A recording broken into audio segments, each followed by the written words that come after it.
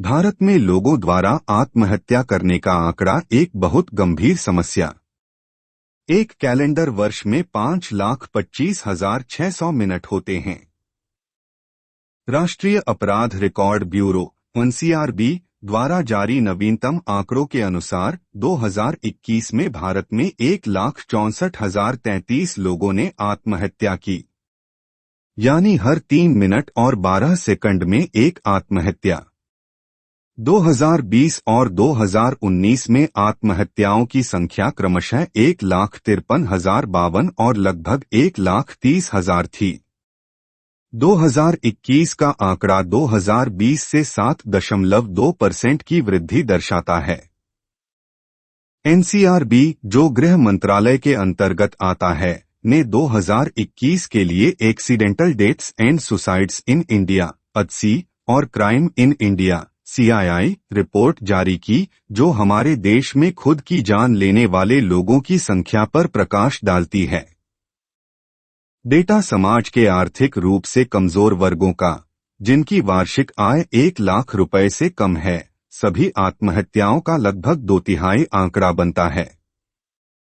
व्यक्ति के पेशे के अनुसार आत्महत्याओं को वर्गीकृत करने पर हम पाते हैं कि आत्महत्या की दर स्वरोजगार, उद्यमियों, छात्रों, प्रसिद्ध लोगों और खेतिहर मजदूरों में सबसे अधिक थी। आत्महत्याओं का सबसे बड़ा हिस्सा दिहाड़ी मजदूरों में पाया गया। वे 2021 में सभी आत्महत्याओं का लगभग 1/4 हिस्सा बनाते हैं। भौगोलिक क्षेत्रों में आत्महत्याओं की संख्या को देखते हुए महाराष्ट्र शीर्ष पर था, उसके बाद तमिलनाडु, मध्य प्रदेश, पश्चिम बंगाल और कर्नाटक का स्थान था। आश्चर्यजनक रूप से सबसे अधिक जनसंख्या वाले उत्तर प्रदेश, भारत का 17% में तुलनात्मक रूप से कम आत्महत्या दर है। प्रति 1 लाख में 1 लाख मौतों के मामले। पनिंदिया 2021 की 12वीं सालाना रिपोर्ट के अनुसार पिछले वर्ष 2020 की तुलना में 6.1% की वृद्धि दर्शाती है और यह अब तक का उच्चतम स्तर दर्ज किया गया है। प्रति 1 लाख जनसंख्या पर मौतों के आधार पर अंडमान और निकोबार द्वीप समूह में आत्महत्या की उच्चतम दर 39.7 देखी गई। इसके बाद सिक्किम 39.2, पुडुचेरी 31.8, तेलंगाना 26.9 और केरल 26.9 का स्थान है। ADSI के आंकड़ों से यह भी पता चलता है कि 2018 और 2020 के बीच 17,000 से अधिक किसानों ने आत्महत्या की। महाराष्ट्र में इस साल जनवरी से अगस्त के बीच 600 किसानों ने आत्महत्या की। CNN की एक रिपोर्ट के मुताबिक हर साल 30 से ज्यादा किसान आत्महत्या करते हैं। Vertical bar. भारत में आत्महत्या करने वाले छात्रों की संख्या भी खतरनाक है। एनसीआरबी के मुताबिक हर घंटे एक छात्र अपनी जान लेता है। हमारे देश में हर दिन लगभग 28 छात्र आत्महत्या कर लेते हैं और हम बड़े फख्र से देश की आजादी की 75वीं सालगिरह मनाते हैं। Vertical bar. इंसान के जीवन से मौत को तरजीह देने के पीछे कई कारण होते हैं। सबसे आम अवसाद, दर्दनाक तनाव, मादक द्रव्यों के सेवन और आवेश में आकर नुकसान का डर, अकादमिक विफलता, वित्तीय समस्याओं, नौकरी छूटने, जेल जाने की संभावना और सामाजिक स्थिति के नुकसान के कारण हैं। हालांकि ये कारण व्यक्ति तक ही सीमित हैं। ज्यादातर मामलों में जो आत्महत्या करता है वह समाज और यहां तक कि सरकार की उन नीतियों के कारण इस स्थिति तक पहुंचता है जो ऐसी विकट स्थिति की ओर ले जाती हैं। पहले माता-पिता, छात्रों का मामला लेते हैं। सबसे प्रमुख कारण परीक्षा संबंधी तनाव है। परीक्षा परिणामों को प्रकाशित करने की संस्कृति, परीक्षा में अव्वल रहने वालों की वाहवाही करना या ये कहा जाए कि उनकी एक नायक के तौर पर पूजा करना और एक छात्र के परीक्षा अंकों को जीवन में उसकी संभावित सफलता या असफलता से जोड़ना, ये सभी छात्रों पर उनकी योग्यता या क्षमता के बावजूद सर्वोच्च प्रदर्शन प्राप्त करने के लिए अत्यधिक दबाव में योगदान करते हैं। अगर वे अपने माता पिता या परिवार के लिए अच्छे अंक प्राप्त नहीं कर सकते हैं तो उन्हें गैरजिम्मेदार मान लिया जाता है और परिवार की प्रतिष्ठा को कम करने का आरोप लगाया जाता है। यह सब और अधिक छात्रों को अपने जीवन को समाप्त करने के लिए मजबूर करता है क्योंकि उन्हें लगता है कि वे बेकार हैं और उनके माता पिता पर एक धब्बा है। राजस्थान का कोटा शहर भारत में विभिन्न प्रतियोगी परीक्षाओं के लिए कोचिंग ट्यूशन देने के लिए प्रसिद्ध है।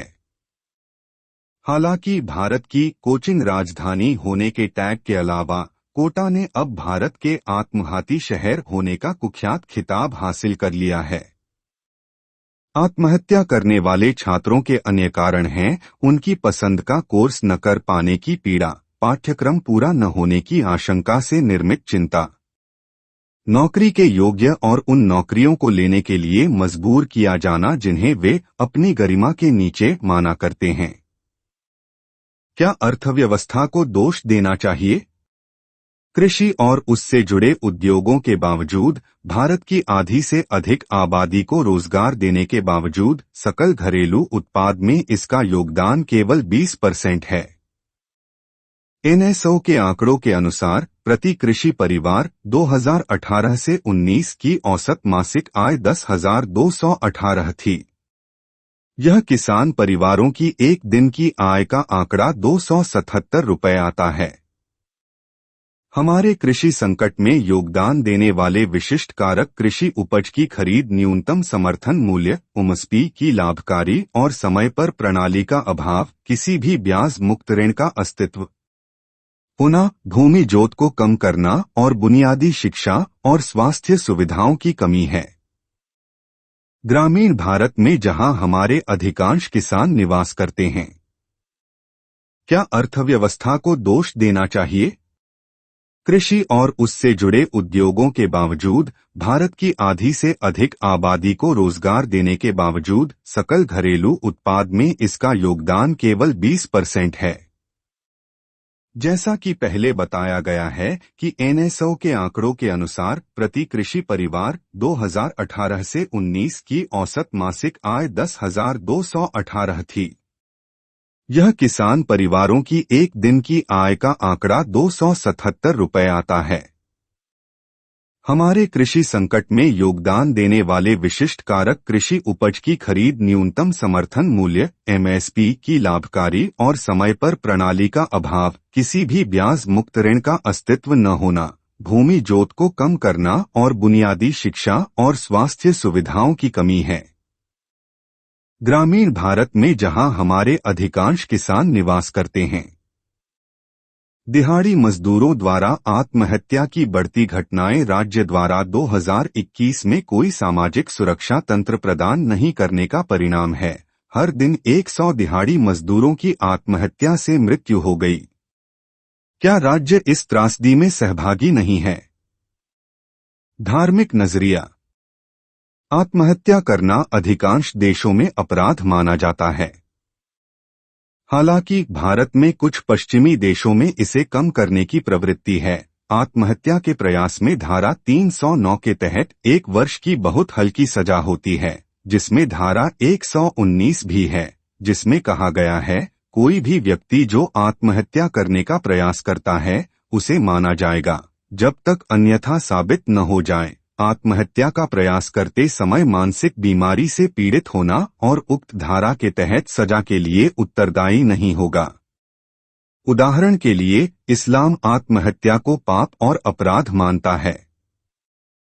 जैसा कि जीवन एक उपहार है या भगवान द्वारा मनुष्य को दिया गया विश्वास है, जीवन का असली मालिक भगवान है, न कि मनुष्य। इसलिए मनुष्य अपनी जान नहीं ले सकता क्योंकि वह उचित समझता है कि केवल ईश्वर के पास ही जीवन लेने का दिव्य अधिकार है। इस अवधारणा को उन लोगों के मन में बैठाने की जरूरत है जो आत्महत्या के बारे में सोच सकते हैं। यह निश्चित रूप से कई कीमती जिंदगियों को बचाएगा। अरस्तू ने जोर देकर कहा, मुसीबत से भागना कायरता का एक रूप है, और जबकि यह सच है कि आत्महत्या करने वाला मौत का सामना करता है, वह ऐसा किसी नेक उद्देश्य के लिए नहीं करता है, बल्कि अपनी कमजोरी से बचने के लिए करता है।